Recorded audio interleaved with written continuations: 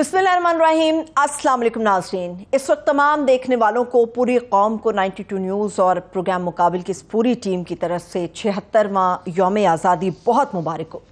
नाज़रीन, तामीर का एक बहुत ही लंबा सफ़र था और शायद है भी।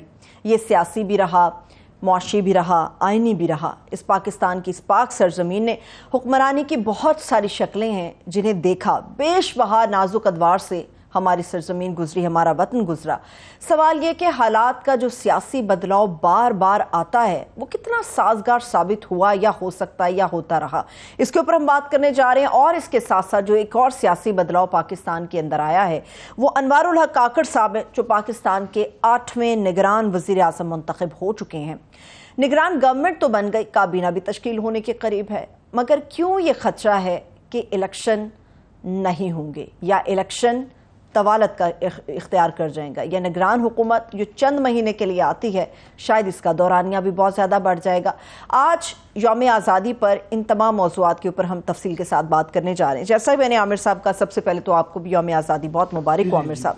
जैसा मैंने पहले कहा कि पाकिस्तान की जो सियासी हालात हैं वो इस वक्त तब्दील हो गए, निगरान सेटअप आ चुका है, हुकूमत अपने घर को रुखसत हो गई है, इलेक्शन होने के करीब हैं, मगर इस सारे मामले के अंदर सबसे पहले हमारी आज़ादी 14 अगस्त। जी 14 अगस्त मैं तो झंडा भी लगाया हुआ, आपने देखा। मैं ये टाइम है सिर्फ जो है 14 अगस्त को या 23 मार्च को पहनता हूँ, बहुत अच्छी लग रही है। बिल्कुल मैं बड़ी मुश्किल से, बड़ी ही आज खुशी का मेरा ख्याल है 14 अगस्त पाकिस्तान का मकबूल तरीन अवामी दिन बन चुका हुआ है। और बड़ी मुश्किल से मैं दफ्तर पहुँच पाया हूँ।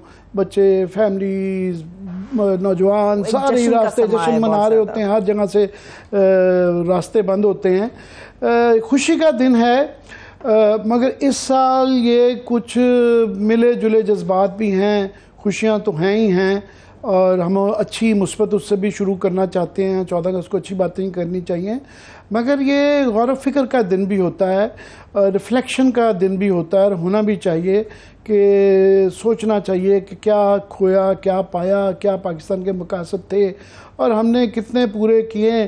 क्योंकि कुछ तफक्कुरात भी हैं, कुछ फ़िक्रमंदी भी है, क्योंकि इस वक्त जो हमारी मुआशी सूरत हाल है, महंगाई है, डिफ़ॉल्ट के ख़तरात तो बड़ी मुश्किल से टले हैं, पता नहीं भी पूरे तरीके से टले हैं नहीं हैं। फिर उसके बाद बेरोज़गारी है, लोग परेशान हैं, पेट्रोल, गैस, तो एक फ़िक्रमंदी है। उसके साथ एक गैर इस्तेहकाम है सियासी, जिसकी वजह से ये नहीं पता कि लोग पूछते हैं कि जी अब क्या होगा, कल क्या बनेगा, और एक बेताशा तादाद में लोग जो जिसका बस चल रहा है वो मुल्क छोड़ के जा रहे हैं। तो ये इसलिए फिक्र करने की ज़्यादा ज़रूरत होती है कि क्या।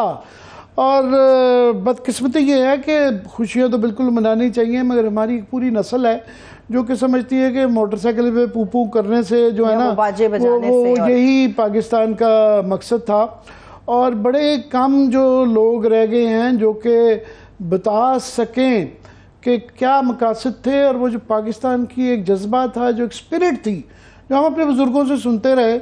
और हमें आज मैंने इसीलिए मदऊ किया है सैयद अनवर हुसैन महमूद साहब। ये इनका ये तारुफ मुनासिब नहीं है कि ये साबिक फेडरल सेक्रेटरी थे इंफॉर्मेशन के।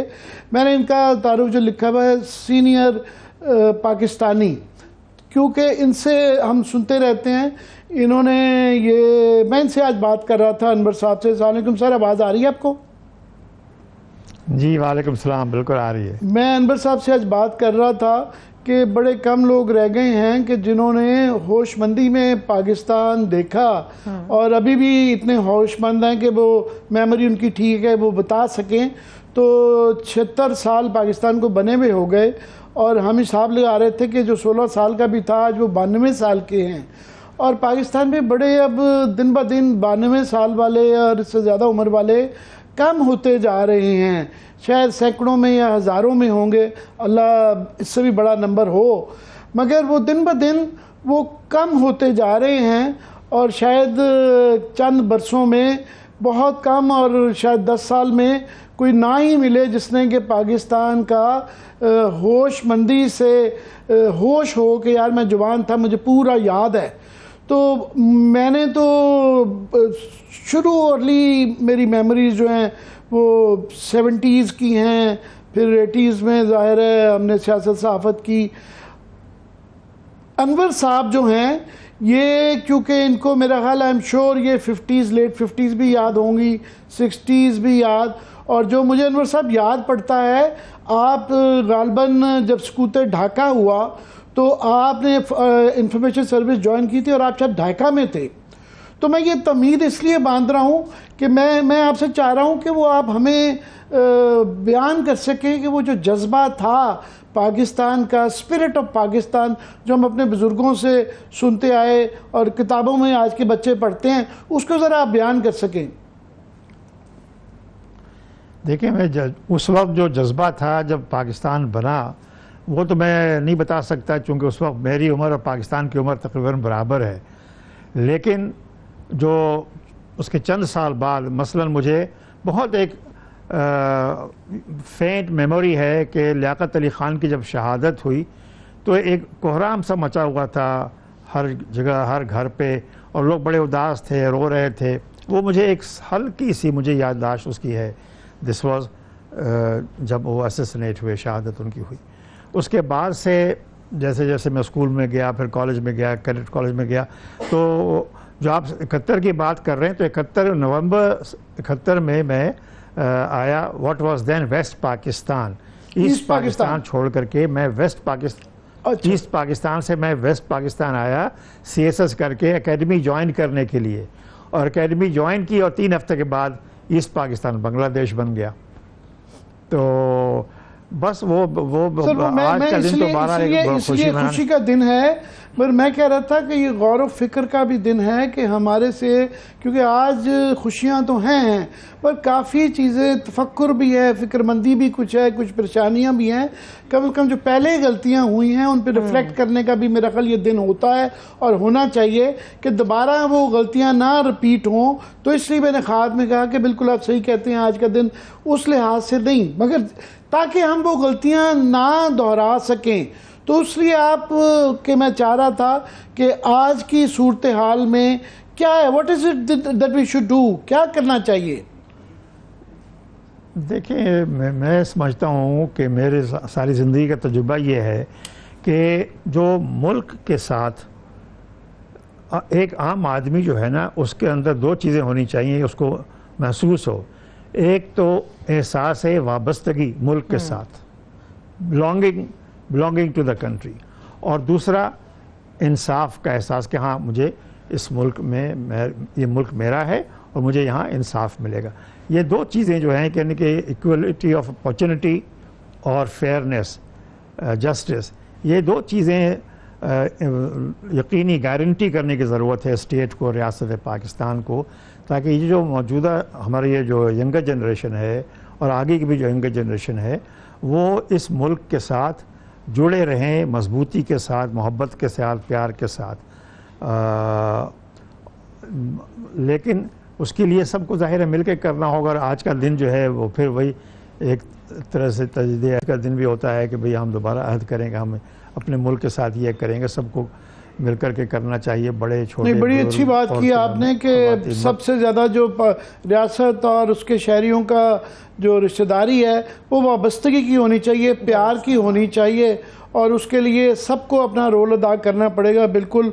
मैं लास्टली आपसे क्विकली ये पूछना चाहूँगा कि मैं अपना पहले शेयर करना चाहता हूँ, एक तकलीफ मुझे होती है कि सिंबलिज़म बिल्कुल होना चाहिए और ये बड़ा ज़रूरी होता है रियासतों के लिए, मुल्कों के लिए, कौमों के लिए, पर कई दफ़ा उसके अंदर फिर वो जान नहीं रहती अगर उसको आप ज़िम्मेदारी से ना करें। 14 अगस्त को बड़ी अच्छी चीज़ एक होती है कि अवार्ड दिए जाते हैं खिदमात के लिए, पाकिस्तान के नाम अनाउंस किए जाते हैं, मगर कई दफ़ा उसमें ऐसे नाम डाल दिए जाते हैं और ये काफ़ी दहाइयों से सिलसिला जारी है कि जो भी गवर्नमेंट होती है वो अपने मंजूर नज़र ऐसे लोगों को भी डाल देती है जो कोई इस काबिल नहीं होते, जो कि बिल्कुल भी मेरिट पे नहीं आते, बल्कि मेरे ख्याल में उन लोगों के लिए, वो अजीम लोग जो कि जिनकी आन और शान के लिए ये अवार्ड होते हैं, उनकी शान में कमी आ जाती है, चंद नाम ऐसे जोड़ दिए जाते हैं। तो उसके लिए मेरी बड़ी ये ख्वाहिश रहती है हमेशा कि इंडिपेंडेंट एक बोर्ड हो जाए जिससे गवर्नमेंट से ताल्लुक़ ना हो, ताकि उन बड़े लोगों को जिनकी तकरीम के लिए अवार्ड दिया जाता है उनकी शान में ना कमी हो। तो सर, आप इंफॉर्मेशन में सारी उम्र रहे और इंफॉर्मेशन का डायरेक्टली ये नाम लिस्टें बनाने में ताल्लुक़ रहता है, तो मुझे ज़रा आप इसका हिस्ट्री और बताएं कि आप शेयर करते हैं मेरे ये ख्यालात। बिल्कुल आप सही कह रहे हैं आमिर, ये बदकिस्मती है कि ये एज़ाज़ है, इतना बड़ा एज़ाज़ है।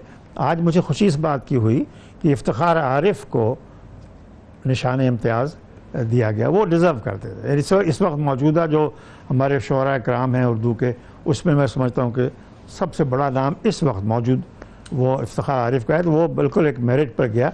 लेकिन ज़्यादातर ये होता है कि एक दूसरे की जान पहचान, सिफारिशें और उसके बेसिस पर बुनियाद पर आप बाकी फ़रिस्त आपने देखी होगी। एक इस्लाहुद्दीन को आप कह सकते हैं कि हॉकी की वजह से उन्हें दिया, मगर ज़्यादातर जो लोग हैं वो वैसे ही हैं। बहुत ही अफसोस की बात कुछ तो ऐसे हैं कि दिल तड़प जाता है, इतनी शर्मिंदगी होती है कि उन अजीम लोगों के, जिस तरह आमिर इफ्तिखार आरिफ साहब और भी बड़े बड़े उस लिस्ट के अंदर अजीम लोग हैं जिनकी सारा मुल्क तकरीम करता है और वो उनको बहुत पहले भी मिल जाना चाहिए था, मगर कुछ नाम ऐसे डालते हैं कि शर्म से सर झुक जाता है कि इस फहरिस्त में इन लोगों को भी शामिल कर दिया गया है। तो इसका बड़ा एक वो रहता है। सो हमारी सिर्फ गुजारिश ही है कि उसको बोर्ड उसका इंडिपेंडेंट करते ताकि रिवॉर्ड्स की सैंक्टिटी रहे। बिल्कुल बिल्कुल बिल्कुल इंडिपेंडेंट बोर्ड होना चाहिए उसका, और हर शोबे का जो उसकी नुमाइंदगी उसके अंदर होनी चाहिए, और सूबों की भी होनी चाहिए और शोबों की भी होनी चाहिए। सर, योर पार्टिंग मैसेज, आगे आपने कहा कि वाबस्तगी का रिश्ता होना चाहिए, बट योर पार्टिंग मैसेज आखिरी जो है, जो आप दे के जाना चाहें नौजवानों को। देखिए आमिर, आपने जो मुझसे शुरू में बात की थी ना 1971 की, मैं सिर्फ एक सवाल छोड़ के जाता हूँ लोगों के लिए, नाजरीन के लिए, कि 1965 की जंग जब हुई हिंदुस्तान के ख़िलाफ़, तो ढाका यूनिवर्सिटी में हज़ारों लड़कियों का, लड़कों का, तलबा का, तालबात का एक जुलूस निकला, और सारे बंगालीज़ थे, बांग्लादेशीज़ थे या ईस्ट पाकिस्तानीज़ थे, और उन्होंने वहाँ पे उस वक्त हज़ारों की तादाद में हिंदुस्तान के ख़िलाफ़ नारे लगा रहे थे। 6 साल बाद वही लोग, वो बांग्लादेश बन जाता है 6 साल बाद, सिर्फ 6 ईयर्स में। तो क्या हुआ? कुछ तो हुआ ना, कुछ तो गलतियाँ हुई हैं ना, कि 6 साल में ऐसे कैसे गैप लड़ गई। तो ये I'll just leave this thought with the people who are watching this program, कि लोग बहुत बातें करते हैं कि बंगाली ये थे वो थे, मगर बॉटम लाइन ये है कि in 6 years what happened। बहुत बहुत शुक्रिया सर, ये बड़ी रिफ्लेक्ट करने के लिए आपने छोड़ दी ये बात। बिल्कुल, अब तो लोगों को के लिए सोचने का ये बड़ा अहम सवाल है, उन नकात के ऊपर गौर करना होगा। अब आ जाते हैं उन अहम नकात के ऊपर भी आमिर साहब, जिनके ऊपर सब लोग इस वक्त बात कर रहे हैं, डिबेट कर रहे हैं। अनवारुल्लाह काकड़ साहब, बलूचिस्तान से उनका ताल्लुक़ है, पाकिस्तान के 8वें निगरान वज़ीर-ए-आज़म बन गए। मेरा सवाल आपसे ये है कि उनकी तैनाती को कुछ लोगों ने अप्रिशिएट किया, कुछ लोगों ने तनकीद की और कुछ ने खामोशी इख्तियार करना मुनासिब समझी। आपके थॉट्स क्या हैं? पहले तो ये कि वो अनवारुल्लाह काकड़, मुझे ये शर्फ हासिल रहा है कि मैं उनको 15-20 साल से, मैं क्योंकि बलूचिस्तान में हमेशा मेरा एजाज़ रहा हुआ है कि मैं उसके हर हिस्से पे गया हूँ और मैंने रिपोर्टिंग की हुई है, और तो इनसे मेरा मिलना जुलना हमेशा रहता था। ये उन लोगों में से थे जिनसे मैं बात करना पसंद करता था, क्योंकि ये शुरू से ही ये हमेशा right side of the fence रहे। अच्छा। और इसमें इनको कभी भी इब्हाम नहीं रहा, बल्कि इन्होंने हमेशा फ़ख्र से ये कहा है। कोई इनके उस फ़िक्र से एग्री करे या ना करे, मगर इनके अंदर इब्हाम नहीं था। ये कोई शहबाज शरीफ जैसा इनका कन्फ्यूजन नहीं था। फॉर एग्ज़ाम्पल, उन्होंने आखिरी इंटरव्यू में अपने सहाफ़ियों के सामने कह दिया कि मैं 30 साल से इस्टेब्लिशमेंट की आंख का तारा था, और उसके बाद तारा हूँ। हाँ। तो उसके बाद फिर वो एक्सप्लेनेशन देते फिर रहे हैं। मैं देख रहा था मरियम औरंगज़ेब बीबी कह रही थी कि नहीं, वो तो उन्होंने मजाकन कह दिया था। तो कहा था मुझे फ़ख्र है भाई, आप डिसाइड कर लें कि आप तारा हैं कि नहीं हैं। तो वो सुबह को कुछ होता है, शाम को कुछ होता है। मगर बहरहाल अनवारुल हक काकड़ साहब का नाम एक हैरान कुन था, एक डार्क हॉर्स कहते हैं ना, वो पीछे से घोड़ा आता है और एकदम वो कर जाता है। हाँ। तो तो इसलिए वो सबके लिए था, क्योंकि ये जो नाम पेश किए जा रहे थे वो उसमें कहीं इनका नाम नहीं था। और मैं ये आपको खबर दे देता हूँ कि इनको खुद भी नहीं पता था कि ये प्राइम मिनिस्टर बन रहे हैं, क्योंकि 1-2 दिन पहले बनने से, नाम आने से पहले, ये हमारे और इनके कॉमन दोस्त हैं, किसी ने कहा, उनसे मेरी इत्तेफाकन बात हुई। अच्छा। तो उनका यार वो आपके और हमारे दोस्त हैं, तो वो शायद उनका काबीना में नाम आ जाए। अच्छा। तो मैंने कहता उनको छेड़ा, तो उन्होंने कहा देखो शायद आ जाए। तो इनको नहीं था पता कि ये वफाकी काबीना का भी हिस्सा बन रहे हैं कि नहीं बन रहे। अच्छा। तो हालांकि बलूचिस्तान की नुमाइंदगी के अंदर बिल्कुल वो है, मगर इनको खुद भी नहीं पता था। मगर जो आपने सवाल किया वो बड़ा इंटरेस्टिंग है कि वो ख़ास तौर पे, क्योंकि बड़ा इम्पोर्टेंट था ये देखना कि जो PDM की जमातें हैं ख़ास तौर पे, उनका क्या रिएक्शन है। खामोशी, डेड साइलेंस जिसे कहते हैं ना, कि आपने देखा होगा कि कोई मरियम बीबी हर चीज़ पे ट्वीट करती हैं, कोई ट्वीट नहीं है, कोई बयान नहीं है। नवाज शरीफ साहब का कोई बयान नहीं है। उसके बाद आसिफ जरदारी साहब का या पीपल्स पार्टी का समनी में नहीं गए जरदारी साहब, कोई उनके वज़रा का मुझे नहीं नजर आया। किसी का आया वो खामोशी से किसी ने कुछ कह दिया हो तो कह दिया हो। खुर्शीद शाह साहब ने कहा, बाद में वजाहत भी उन्होंने दी, उन्होंने पार्टी ने जवाब तलब किया। भी क्या बातें करते हैं। जी वो बिल्कुल वो एक नजर आता है उन सब के लिए भी। और ये हमने अपने प्रोग्राम में ये कहा था कि अगर ये देर लग रही तो इसका ये मतलब होगा कि मियां नवाज शरीफ साहब जो नाम चाह रहे हैं वो कबूल नहीं हो रहा। आखिर में पता है, सबको पता था कि ये राजा रियाज का ही नाम होगा, और राजा रियाज का नाम सबको पता है कि विद कोटेशन मार्क्स कि वो किसका नाम है। तो उसमें उसके बावजूद भी जो नाम लिए जा रहे थे, मैं समझता हूँ उनमें से 1-2 शायद कैंडिडेट्स भी थे, मगर अगर किसी को आजकल के दौर में मरवाना हो और उसके साथ बदला लेना हो तो उसका नाम सोशल मीडिया पे डाल दें। मरवाना की सेंस आप बता दें कि पॉलिटिकली आप ये बात कर रहे हैं। आ रहे थे बड़े अच्छे शुरफा थे जिनके अभी भी कैबिनेट के हम नाम नहीं लेंगे, क्योंकि नाम लेना ज्यादती होता है। वो सोशल मीडिया पे जो बातें तकरीर शुरू हो जाती है, लोग उन पर कीचड़ उछालना शुरू कर देते हैं कि किसी की पसंदीदगी नापसंदीदगी अगर हो तो वो ऐसा कंट्रोवर्शियल बना देते हैं, और 1-2 लोगों के साथ ये ज्यादती हुई। मेरा ख्याल है इमबारुल हक काकड़ साहब का भी अगर नाम आता तो जो लोग इनको अपोज करते हैं उन्होंने पहले एक मुहिम शुरू कर देनी थी, क्योंकि उसी वक्त नाम आया जब वो बन चुके थे, उनका नाम फाइनल हो गया था, तो इसलिए फिर वो एक खामोशी है, वरना शायद पहले रिएक्शन आ जाता। एनीवे, तो अभी जो सबसे इम्पोर्टेंट सवाल है वो ये है कि अभी काबीना नहीं आई। हाँ। कि काबीना में क्या कौन होगा, कुछ जो है ये सबसे बड़ा सवाल तो ये कि काबीना क्या आएगी, क्योंकि काबीना काफ़ी चीज़ें रिफ्लेक्ट करेगी।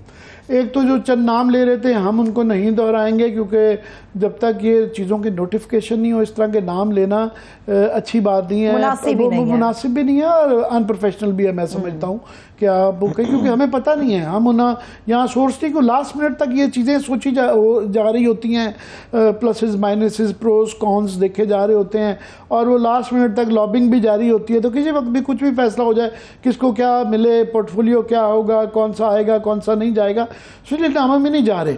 तो मगर नामों के अंदर जो काबीना के अंदर जो एक बहुत ज़्यादा अहम चीज़ देखने वाली ये होगी कि पीपल्स पार्टी और नून लीग के, जिस तरह KP के अंदर हुआ था कि पार्टीज का एक कोटा निकला था, क्या उनके जो उनकी तरफ इंक्लिनेशन रखते, मैं नहीं कह रहा पार्टी के अफराद, खुर्शीद शाह साहब कह रहे थे जी हमने 5 नाम दिए थे। हाँ। और वो नहीं पता कौन से 5 नाम थे, और उसूली तौर पे तो कानूनन और आइनन जो है 3 नाम जो होते हैं वो लीडर ऑफ द हाउस, 3 नाम और लीडर ऑफ द अपोजिशन देते हैं, और वो पब्लिक होते हैं, बता देते हैं कि जी हमने ये 3 नाम दिए। वो हमें नहीं पता, हम अंदाजा लगा सकते हैं क्या सर कर सकते हैं क्या 3 है, सिर्फ हमें बताया गया जी, जो ये जरूर बताया गया कि जी वो राजा रियाज साहब ने नाम दिया तो उन्होंने कहा जी मुझे कबूल है।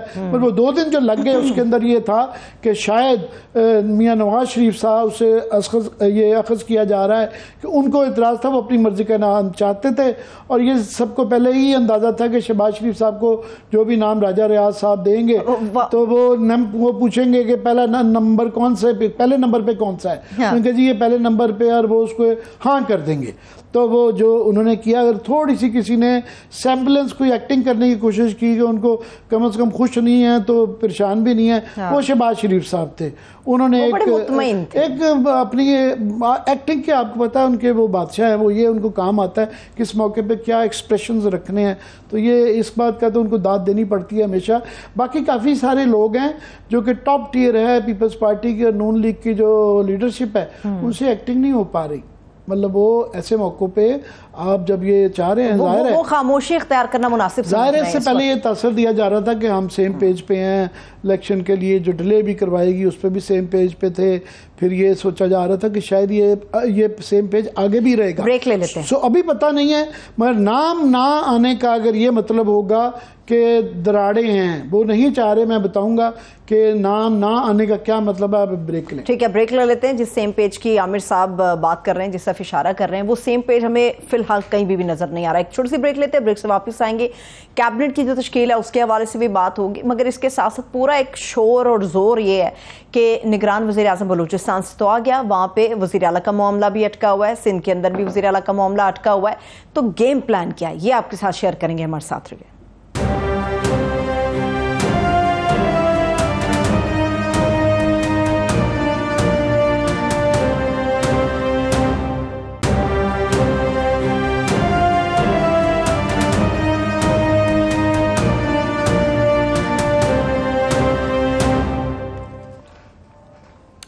ब्रेक के बाद एक बार फिर से खुशामदीद कहेंगे। कैबिनेट का जो मामला था केयर टेकर सेटअप के हवाले से, वहां पर हमारी बात रुकी हुई थी आमिर साहब। बस मैं उसके अंदर सबसे अहम बात जो है वो, अगर ज्वाइन नहीं करती पीपल्स पार्टी और नून अपने कोई नाम नहीं देती, तो पहली बात तो ये हमें बताया जा रहा है कि ये उनकी वजह से होगा। इस्टेब्लिशमेंट की ख्वाहिश होगी कि ये एक ज़रा इंक्लूसिव गवर्नमेंट नज़र आए और ताकि वो अपना हिस्सा डालें। अगर ये कल को गवर्नमेंट जिस तरह बताया जा रहा है कि मिनिमम 6 से 8 माह, तो वो कह रहे हैं जी जनाब इसकी जो आपने हल्का बंदियाँ करनी है और वोटर लिस्टें इसकी अपडेट करनी है, तो उसमें इतना टाइम लग जाएगा। तो अगर वो नहीं जाते तो उसकी लॉजिक दो उसकी फिर जो है ना असरात होंगे, मुज़मरात, मैंने ये लफ्ज़ सीख लिया। तो एक तो ये कि उससे ये ख़ज़ किया जा सकता है ख़ासतौर पर मियां नवाज शरीफ साहब कि वो ये मलबा नहीं उठाना चाहेंगे।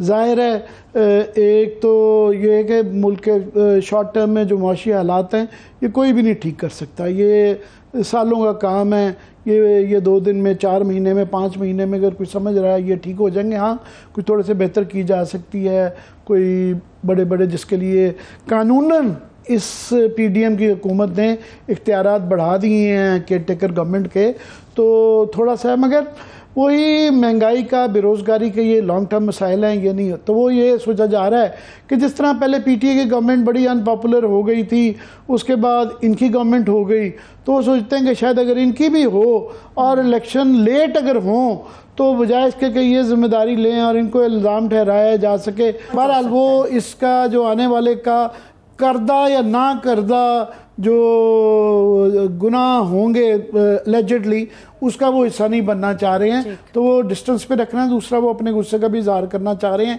क्योंकि शहबाज शरीफ साहब बहुत ज़्यादा वो जो कह रहे हैं मेरी आंखों का तारा, मैं उनकी आंखों का तारा, तो उनको तो कोई एतराज़ नहीं है आंखों का तारा बनने पे अगर किसी का है, मगर मियां नवाज शरीफ साहब को क्लियरली है इस पे। बिल्कुल ठीक है। अभी हम वेलकम करते हैं शहजादा जुल्फ़िकार साहब, सीनियर जर्नलिस्ट हैं, कोयटा से हमारे साथ मौजूद। बहुत शुक्रिया सर, थैंक्स सो मच आपके वक्त। जी, शहजादा जुल्फ़िकार और हमें 35 साल के करीब तो शहजादा साहब, मैंने प्रिंस जुल्फ़िकार कहता हूँ, ये प्रिंस हैं भी, तो इतने साल तो हो गया है। इनकी वजह से बलूचिस्तान हम बहुत ज़्यादा आते जाते रहे, इसलिए बलूचिस्तान को बहुत ज़्यादा समझते हैं।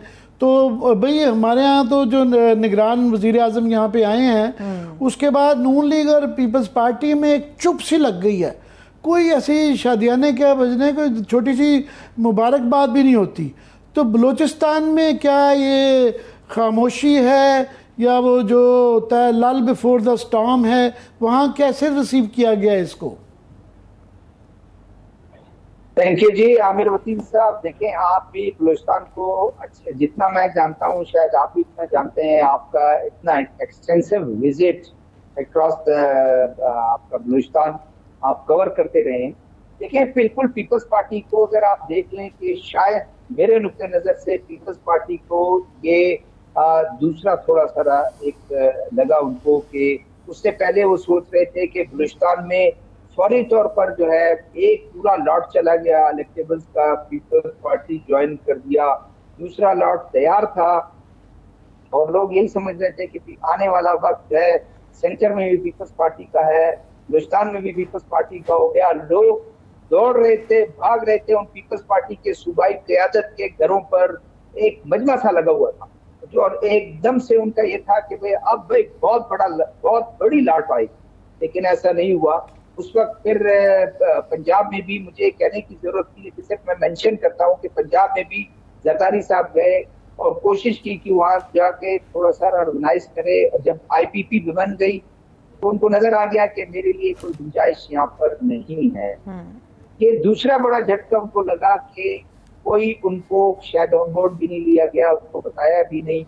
और शुरू में आपने देखा कि खुर्शीद शाह साहब की तरफ से जरा से बड़ा एक नाराजगी तो नहीं, लेकिन आप ये कह लें कि अप्रूव ना करना, लेकिन शाजिया मरी साहब का बयान फौरन आ गया और वो पार्टी लीडरशिप के बगैर नहीं कर सकती, वो आ गया। अब बलूचिस्तान की जो बात आप कर रहे हैं, बलूचिस्तान में भी लोगों को ये पता चल चुका है कि पीपल्स पार्टी का कोई बलूचिस्तान में ये नेक्स्ट सेटअप में तो कुछ नहीं होगा। और मैं इसको स्पेसिफिक कर देता हूँ जुल्फकार, मैं स्पेसिफिक कर देता हूँ सवाल को कि जिस तरह अख्तर मेंगल साहब का बड़ा स्ट्रॉन्ग रिएक्शन आया कि उसके बाद फिर मेरा ख्याल है इतनी ही फिक्र जो है शाहज़ैन बुगटी को भी होगी, क्योंकि ये काकड़ साहब का बहुत सरफराज बुगटी साहब से ताल्लुक़ है, तो ये जो रिएक्शंस आ रहे हैं ये मैं इस पे चाह रहा था। और दूसरा मुझे बल्कि नाज़रीन को, क्योंकि आप तो बहुत ज़्यादा समझते हैं, मुझे भी थोड़ी समझ आए कि वहाँ पे एक और शिफ्ट जो आई है। पहले वहाँ पे 2 ग्रुप बन चुके हुए थे बाप पार्टी में, पता नहीं ये नाम दानिस्ता तौर पे बीएपी का किसी ने नहीं था बताया या गैर दानिस्ता बन गया, मगर वो बाप पार्टी जो बन गई तो वहाँ पे पहले वो संजरानी साहब का ग्रुप ज़्यादा था और जंजो साहब का ग्रुप ताकत में था। तो उसके बाद ये जाम कमाल ग्रुप अलहदा हो गया और अभी रिसेंटली पता चला था वो नून लीग की तरफ देख रहे थे और शायद मरियम बीबी से मुलाकात भी करके आए। तो एकदम जो है संजरानी ग्रुप आउट हो गया है और ये ग्रुप जो है जिसके अंदर सरफराज बुगटी भी आते हैं, ये भी आते हैं। मैं ये सही अखज़ कर रहा हूँ?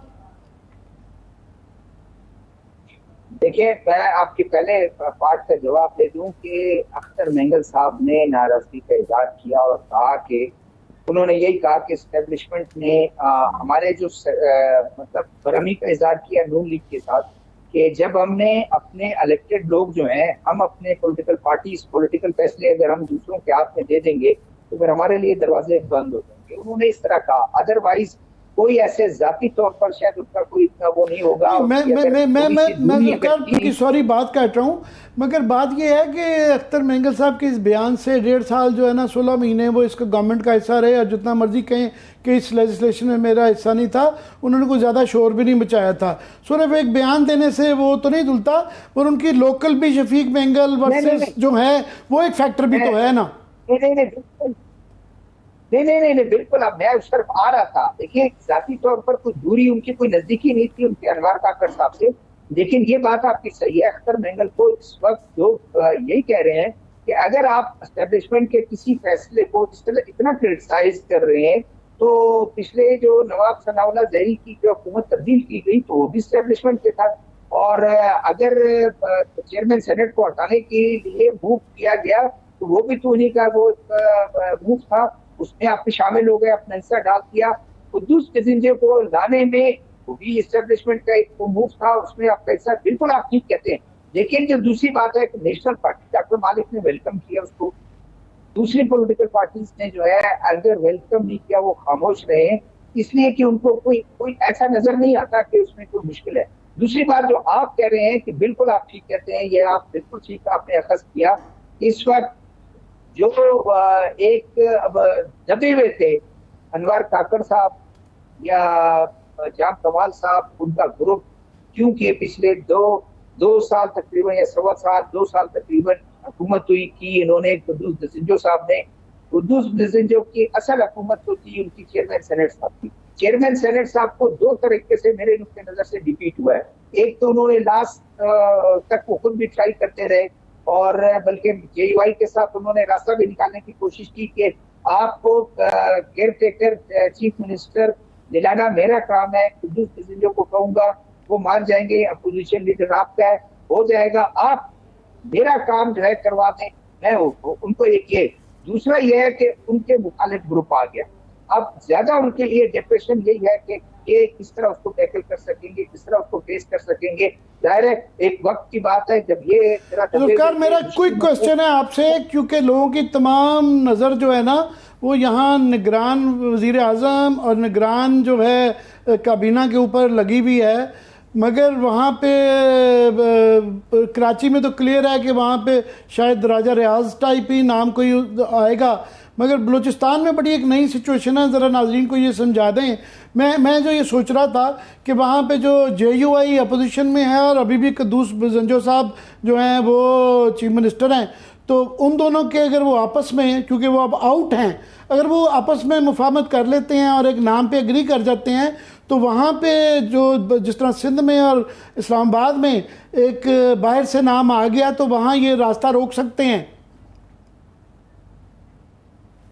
देखिए, रास्ता को रोकेगा कौन? मुझे नजर नहीं आता आमिर वजीर साहब के रास्ता रोकेंगे, कुद्दूस रोकेंगे, रास्ता कतई नहीं रोकेंगे। तो बहुत ही कम इम्कान है कि कुद्दूस जिस तरह से पिछले कुछ अरसे से बीमार रहा है वो, और उसकी जो जहनी कैफियत है उसकी वजह से वो अड़ जाए, एक अलग बात है। अदरवाइज मुझे नहीं लगता कि वो कोई अड़ जाएगा, और अड़ भी गया तो अब ये अगला प्रोसेस होगा वो इलेक्शन कमीशन ही करेगा। नाम जो लिया जा रहा है इस वक्त, प्रिंस अली का नाम लिया जा रहा है, सेकंड अली मर्दान ढोंकी साहब का नाम लिया जा रहा है, और ये दो लोग फ्रंट वो है। अच्छा, अली जहरी जो है, अली हसन जहरी जो पीपल्स पार्टी के खास आदमी थे, उनका नाम लिया जा रहा था लेकिन वो ड्रॉप हो गया। मलिक शाह साहब एक है जिनको पीपल्स पार्टी में तमाम एमपीएस को लेके गए थे, उनका नाम लिया जा रहा है, लेकिन दो टॉप के नाम जो है इस वक्त तक लिया जा रहा है आपका प्रिंस अली का और अली मर्दान ढोंकी का। लेकिन आखिरी बात आपकी कि कोई पता नहीं है कि नाम इनका लिया जा रहा हो जिस तरह वफाक में, और पता चले एक नया नाम आए और पता चले कि ये सब एग्री कर गए उस पर और वो हल्फ ले रहे। जी, लास्ट क्वेश्चन ये कि जो वहाँ पे बलूचिस्तान में पहले ही पीपल्स पार्टी और नून लीग नाम की ही रह गई हैं कि गवर्नमेंट उनकी सेंटर में आ जाए तो उनके लोग इंडिपेंडेंट इकट्ठे होकर गवर्नमेंट बन जाती है, और अभी पीटीआई के भी यही सूरत हाल की गवर्नमेंट में आने की वजह से उन्होंने भी एक कोलिशन गवर्नमेंट बना ली। मगर अभी नेशनल जो की पार्टियां हैं वो तो बिल्कुल वाइप आउट हो रही है। पिछले 2018 में बाप पार्टी बनाई गई थी, मगर ये पूरी एक उसे आप कहें कि अर्थक्वेक ही है बलूचिस्तान की सियासत को तारीखी अगर उसमें देखा जाए कि एक 5 साल पहले बनी हुई पार्टी इस वक्त वो लीडिंग पार्टी है पावर के लिहाज से, और उनका वजीर आज़म भी है और चीफ मिनिस्टर भी वो अपनी मर्जी का लाएंगे। देखिए, बिल्कुल इस वक्त तो सूरत देखें, आप ज्यादा जानते हैं कि बलूचिस्तान के जो इलेक्टेबल्स हैं वो मूव करते रहते हैं, कोई उनमें वो नहीं है कि कहीं ठहराव आ जाए। आज मैं काकड़ साहब के जब हल्फ ले रहे थे तो उनके आसपास जो जमा थे वही लोग थे जो उनकी मुश्किलात में इजाफा करने में शामिल थे। आज वो सारे उधर पहुंच गए। तो ये इलेक्टेबल्स जो हैं अभी पीपल्स पार्टी में उनको कहा गया जाए, अभी नून लीग की तरफ उनका रुख हो गया है, ये जाएंगे नून लीग पे। बहुत कम तादाद में बाप को रिटेन करने के हक में है। वो जर्नलिस्ट साहब ने ही फैसला किया था बाप पार्टी जो है अगर रह जाए हम अपनी आइडेंटिटी को ना खोएं, लेकिन मुझे ऐसा नहीं लगता ये वही करेंगे जहां से इनको इशारा आएगा, जहां से इनको कहा जाएगा आपकी काम को। बहुत शुक्रिया, थैंक सो मच शहजादा जुल्फिकार साहब हमारे साथ मौजूद थे। एक ब्रेक लेते, जब ब्रेक से वापस आएंगे तो पाकिस्तान के अंदर जो आईनी साल तो यही इलेक्शन का है, मगर इलेक्शन कब होंगे और सियासी जमातों का क्या इसके ऊपर बयान है, इसके ऊपर आमिर साहब का तजिया लेंगे। हमारे साथ रहिए।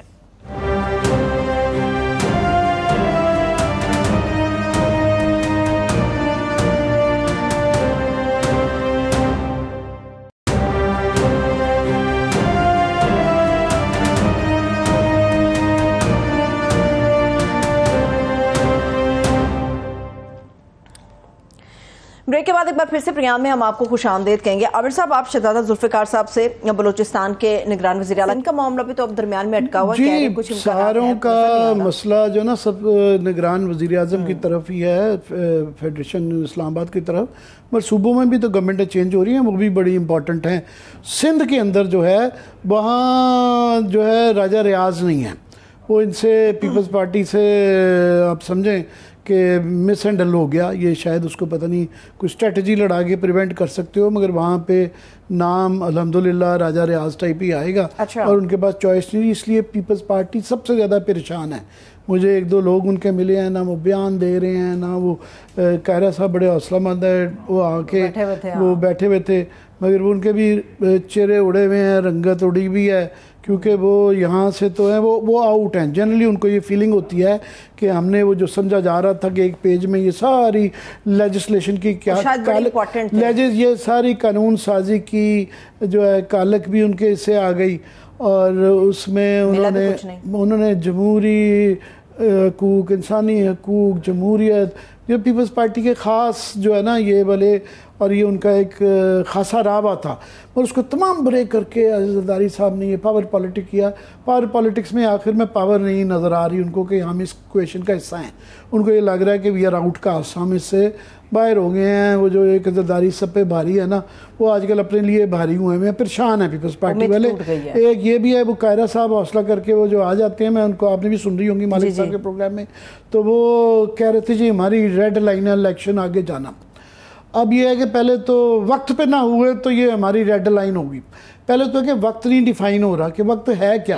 इलेक्शन कमीशन कोई बात नहीं कर रहा। वक्त ये है कि कुछ के लिए तो 90 दिन है। तो इसी गवर्नमेंट ने खुद जब ये CCI के जरिए जब अप्रूव करवा दिया तो खुद ही तो काफ़ी लोग कह रहे थे, मलिक अहमद मलिक साहब कह रहे थे वक्त का मतलब है कि फरवरी में इलेक्शन हो जाए।